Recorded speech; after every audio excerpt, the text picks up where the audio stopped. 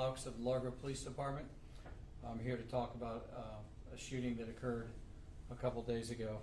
But just after midnight this past Monday, April 1st, the Largo Police Department, Pinellas Park Police Department, and the Pinellas County Sheriff's Office began receiving phone calls in reference to a shooting in the area of the Charleston on 66 apartment complex, which is located at 12700 66th Street North. As officers arrived to the area, they located a person lying on the sidewalk just outside the apartment complex. The person had been shot at least 3 times and was transported to an area hospital. He's been identified as Carlos Medina, a male, 9/21 of 2006. Carlos passed as a result of being shot. As officers were trying to piece together what had occurred, Pinellas Park Police Department located another gunshot victim just south of the area. This person was also transported to an area hospital and is expected to recover. In the 48 hours following this incident, detectives from the Largo Police Department have pieced together what had occurred on that evening. In the early hours of Monday, April 1st, 2024, the second victim was hanging out with a group of juveniles and traveling between the Charleston on 66 apartment complex and the Sky Zone trampoline park, which is located at 13000 66th Street North. Within this group of juveniles was a female named Thalia Medina. She's a female, date of birth 8/11 of 2008. While hanging out with this group of juveniles, Thalia was in contact with her brother Carlos and another subject by the name of Jonathan Garcia. He's a male, date of birth 4/7 of 2008. Thalia was providing her brother Carlos and his friend Jonathan information about the group of juveniles, where they were moving from, in an attempt to set up a robbery. The goal was for Carlos and Jonathan to rob the juvenile of a firearm that he was carrying. At approximately 7 minutes past midnight, Carlos and Jonathan confronted the victim and attempted to rob him of his firearm.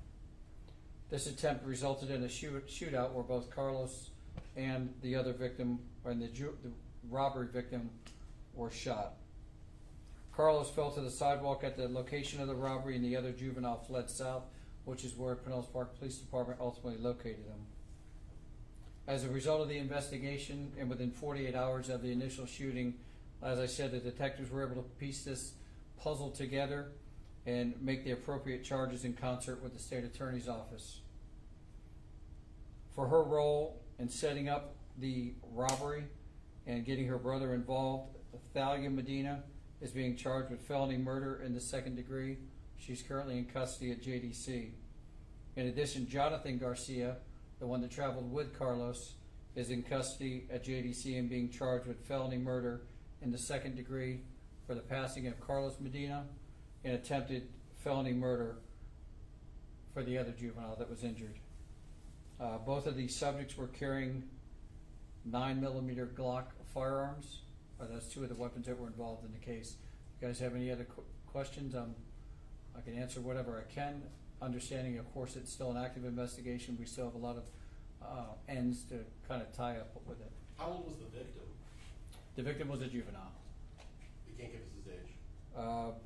Approximately 16. I have some of the investigators here. If I could, I'll refer to them if I don't know the answer, or ask them to come up. All right. Were the guns stolen? We're still looking into whether or not the guns were stolen, so that's still part of the investigation.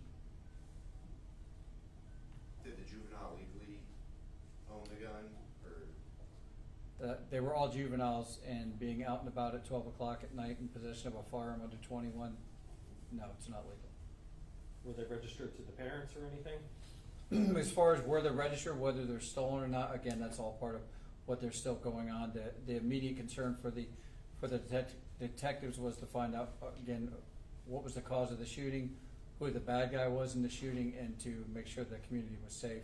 They've done that, and now this is the part of the investigation where they'll start tying all those loose ends up and making sure it all fits together neatly. Chief, where the shooting was, were other people in danger? Did this shooting put, innocent lives at risk? There was actually a pedestrian or a vehicle that was driving down 66th Street. One of the stray rounds hit the windshield of that car. They were uninjured, but they did go to the hospital because they had a panic attack because a bullet flew into their windshield. It didn't go through the windshield, it just scared them. No other parties were injured. Can you speak to the recklessness of these juveniles using firearms? The recklessness of the whole thing, when you consider the fact that it's, after midnight, you have a group of juveniles that are, under 18 years of age, traveling in between the Sky Zone and the apartment complex where they didn't live, carrying firearms, carrying on. Certainly that's a concern for the community, let alone the fact that they had the firearms in the first place. Was the Sky Zone open?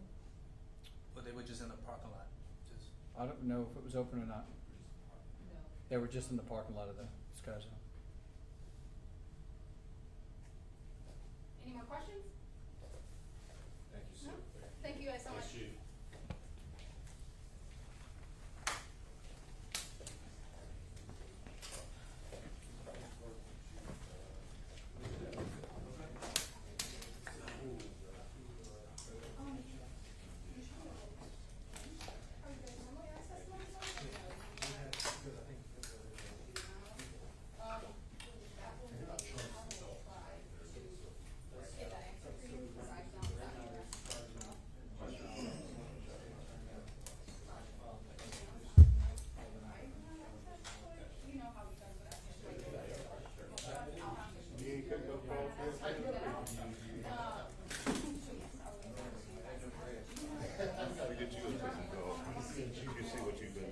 Okay.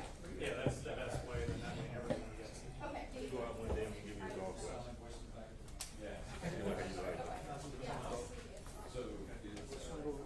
That ain't the real deal. I mean, hey, it's a driving range. But you talking about putting and all that? I mean, No, I'm just talking about getting off the ground. oh, yeah, I mean, That's how you don't want to. If you really want to play, you don't want to start hitting off that. oh, no. Oh, no, trust me, I know, I did it one time in college, my homeboy almost broke the head of his driver.